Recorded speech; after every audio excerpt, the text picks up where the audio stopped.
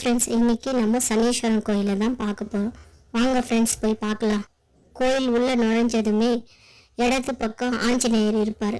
அவரோட தரிசனம் நமக்கு கிடைக்கும். அப்புறம் நமக்கு சனீஸ்வரனோட தரிசனம் தான். சங்கடம் தீர்த்து வைப்பா சனீஸ்வரன்னு சொல்லுவாங்க.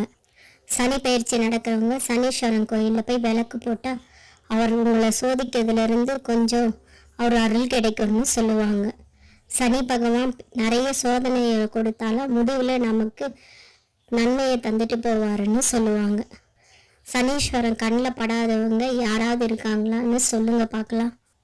அவர் சோதிக்கும் போது தான் நல்லவர்கள் யார், கெட்டவங்க யாருன்னு நம்மளால் தெரிஞ்சுக்க முடியுது. அவர் சோதனையிலிருந்து தப்பாத மனிதர்களே இல்லைன்னு சொல்லுவாங்க.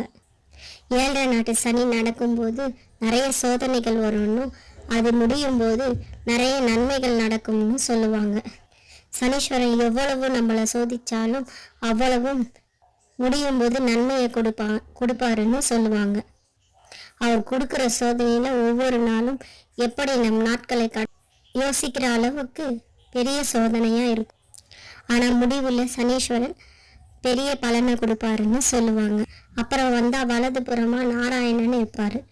அவரோட அருளும் நமக்கு கிடைக்கும். அப்புறம் வந்தா நவகிரகங்கள் இருக்கும். நவகிரகங்களோட அருளும் நமக்கு கிடைக்கும்.